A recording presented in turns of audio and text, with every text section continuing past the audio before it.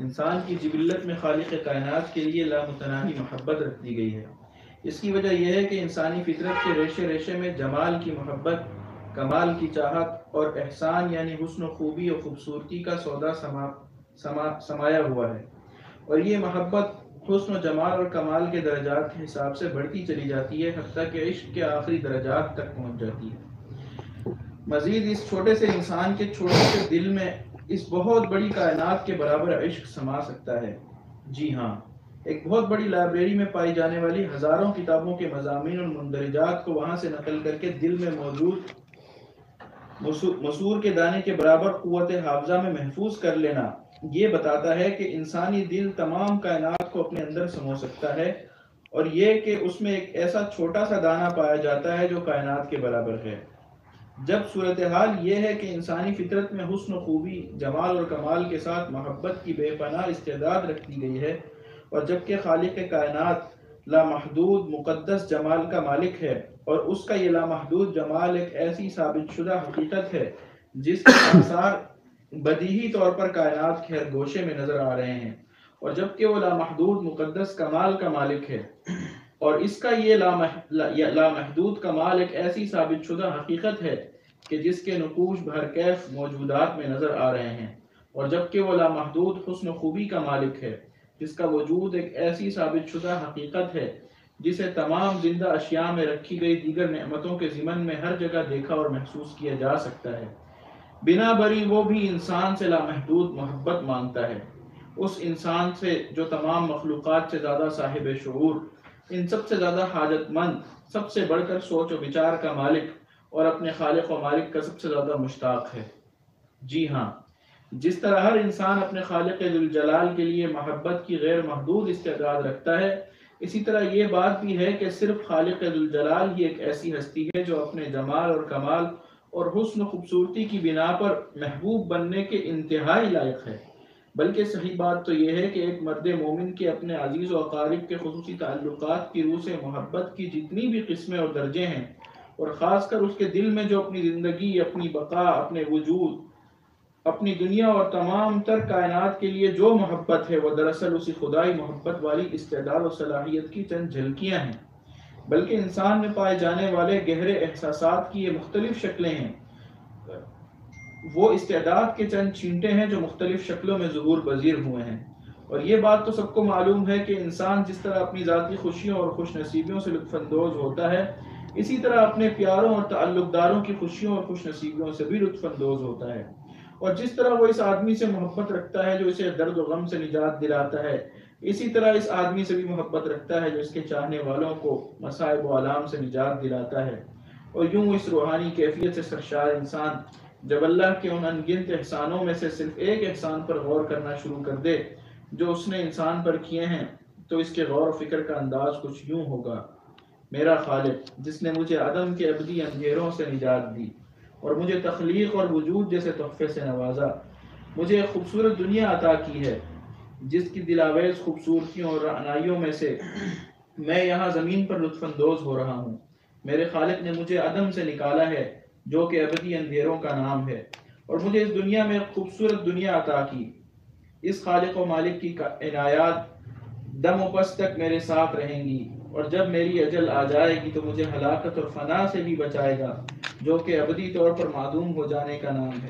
مجھے اپنے لطف و کرم سے ایسے ظاہری و باطنی حواس و مشاعر عطا کرے گا جو اس پاکیزہ اور خوبصورت دنیا کی گوناگون لذتوں کو قدم بقدم محسوس کریں گے اور ان سے لذت یاب ہوں گے۔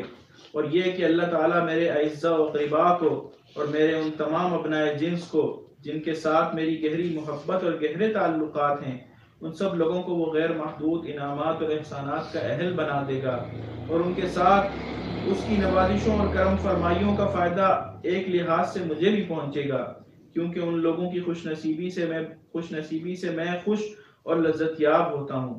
چونکہ ہر انسان کے اندر احسان کے ساتھ محبت اور شیفتگی پائی جاتی ہے، جیسے کہ ایک مشہور ضرب المثل ہے: الانسان عبید الاحسان، یعنی انسان احسان کا غلام ہے۔ اس لیے ضروری ٹھہرا کہ انسان اس ابدی اور لامحدود احسان کے سامنے بے اختیار پکار اٹھے کہ اگر میرے پاس اس کون و مکان کی وسعتوں کے برابر کا دل ہو تو میرا ایک ہی تقاضا اور ایک ہی آرزو ہوگی، وہ یہ کہ دل اللہ تعالیٰ کے اس احسان کے مقابلے میں عشق و محبت سے لبریز ہو جائے۔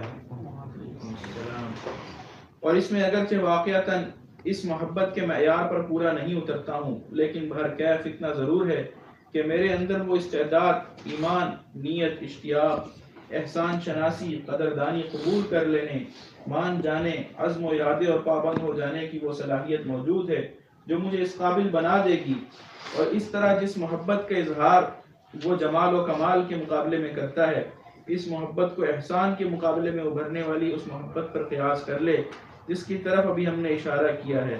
لیکن کافر کا انداز اس سے مختلف ہے۔ کافر دل میں غیر محدود دشمنی لیے پھرتا ہے، اپنے ارد گرد پائے جانے والی تمام چیزوں کو حقیر سمجھتا ہے، ان کی توہین کرتا ہے، ان کے ساتھ دشمنی اور ناپسندیدگی کا انداز اپناتا ہے۔ ہاں، مسئلہ یہ ہے کہ یعنی انسان کی فطرت میں کائنات کے خالق کے مقابلے میں لامحدود محبت کی استعداد رکھا گیا ہے۔ جو انسان کے دل ہے، اس دل کے ایسا ایک محبت پانا ممکن ہے کہ پورا کائنات اس کے اندر آ سکتا ہے، اس سے بھی زیادہ محبت رکھ سکتے ہیں۔ یہ محبت کس لیے دیا؟ یعنی لامحدود انسان کے دل کی ایسی ایک خصوصیت ہے کہ اس کے اندر لامحدود محبت پانا ممکن ہے۔ یہ کس لیے دیا گیا ہے؟ یعنی مثلا ایک چیز لامحدود ہے لیکن اس کے سامنے چیز محدود ہے یا معقول نہیں ہوتی ہے۔ مثلا کائنات کی ہر چیز فانی اور محدود ہے، لیکن انسان کے دل کی، انسان خود بھی ظاہری فانی اور محدود ہے، لیکن انسان کے دل میں ایسا ایک محبت کی خصوصیت ہے، لامحدود اور لا فانی ہے۔ یہ ہمارا دلیل بنتے ہیں کہ ہمارا سمجھ میں آتی ہے کہ یہ دل کے اندر لامحدود محبت اس کائنات کی چیزوں کے لیے نہیں، یا اس فانی زندگی کے لیے نہیں۔ کس کے لیے؟ ابدی ایک ذات کے لیے رکھا گیا ہے یہ محبت کی استعداد۔ وہ کون ہے؟ وہ اللہ تعالی ہے۔ اور یہ بھی بتاتی ہے کہ جو انسان جس چیز یعنی کس چیز کا محبت کرتے ہیں، اس کے اندر کمال، جمال، خوبصورتی، اچھائی دیکھ کر اس کے مقابل محبت کرنا۔ میں مثال کے طور پر ایک شخص میں یا ایک چیز میں جتنا کمالات ہو، انسان کے دل میں اس کے مقابلے میں اتنا محبت بڑھ جاتی ہے۔ کتنا جمال ہو، خوبصورتی ہو، دل میں محبت اتنا بڑھ جاتا ہے۔ کتنا اس کے اندر خوبیاں ہو، انسان کی محبت اس نسبت میں زیادہ ہوتا جاتی ہے۔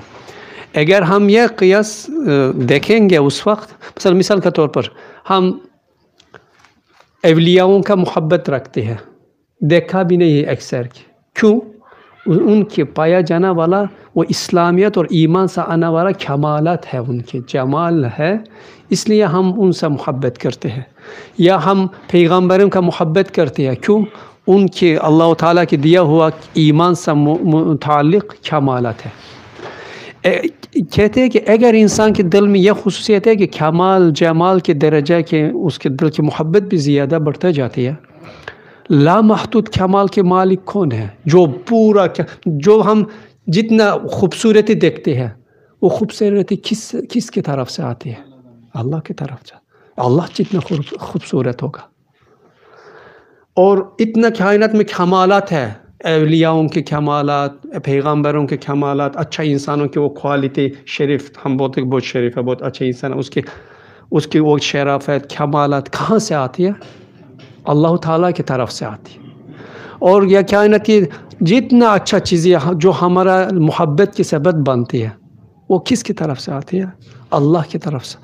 اگر ہم ان چیزوں کے اتنا محبت رکھتے ہیں، اصل کس کیا محبت رکھنا چاہیے؟ اللہ تعالیٰ کے لیے لامحدود ہمارا دل میں محبت رکھا گیا، وہ لامحدود محبت اللہ تعالیٰ کی طرف،